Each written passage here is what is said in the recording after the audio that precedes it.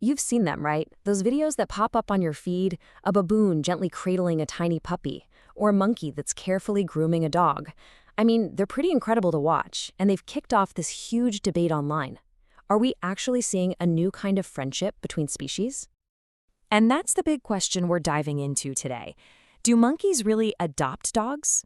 Forming bonds just like we do with our own pets? Well, the real story is a whole lot more complicated. And honestly, it's even more fascinating than you might think. I mean, come on, the idea of a monkey and a puppy being best friends is it's completely irresistible, isn't it?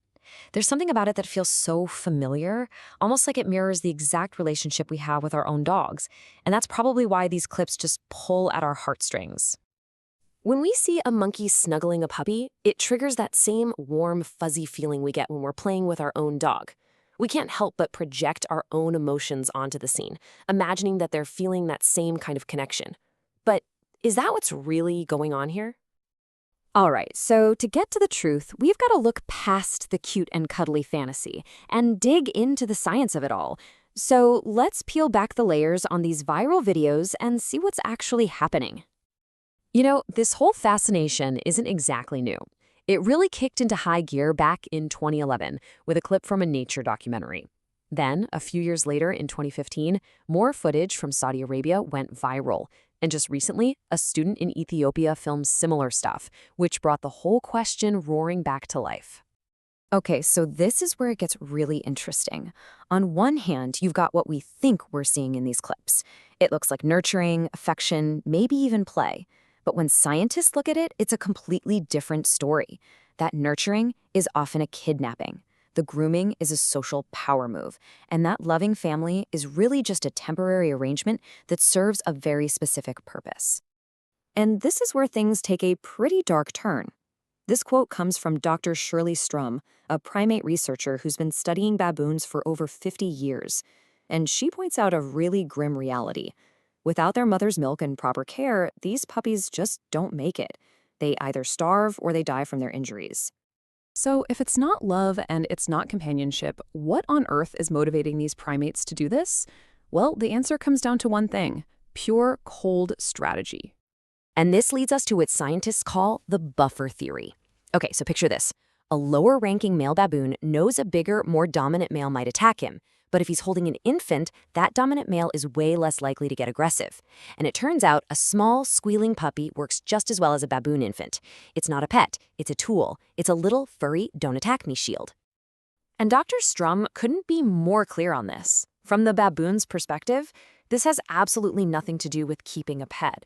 It's a calculated tactic for survival in a really tough social world.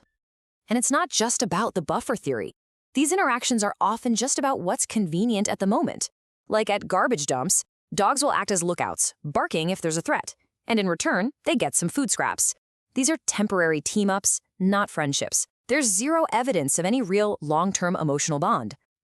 Now, when you contrast all of that with our relationship with dogs, wow, it just makes you realize how unbelievably special the human-dog bond is. This isn't just some random thing. It's a deep connection that's been evolving for thousands and thousands of years. 40,000 years. Just let that number sink in. That's how long we and dogs have been shaping each other's evolution. We've literally built a unique biological connection that a primate in the wild just can't replicate. It's hardwired into us. And we've got the science to prove it. It's this amazing thing called the oxytocin loop. When you and your dog just look into each other's eyes, this hormone called oxytocin, people call it the love hormone, floods both of your brains. It's the same hormone that bonds mothers and babies. It creates this powerful, repeating cycle of affection that is just completely missing from those monkey-dog interactions. This quote from biologist Timothy Standish, who actually owned a monkey, just hits the nail on the head. Dogs are capable of building real, two-way relationships. But for a primate, a partner, even a human, is often just a resource, a way to get something, a vending machine. Okay, so we've kind of busted the myth of the monkey pet. But after all this, what's the big takeaway? What can these weird temporary alliances in the wild actually teach us as people who love our dogs? Well, I think these wild interactions are a powerful reminder that the trust we have with our dogs, it's not automatic. Unlike the baboon, which is just using a puppy, our bond is built patiently through consistency and real affection.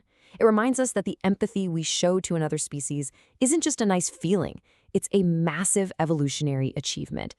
So really, it all boils down to this. Monkeys don't keep pets. Their relationships with dogs are about strategy, opportunity, and survival.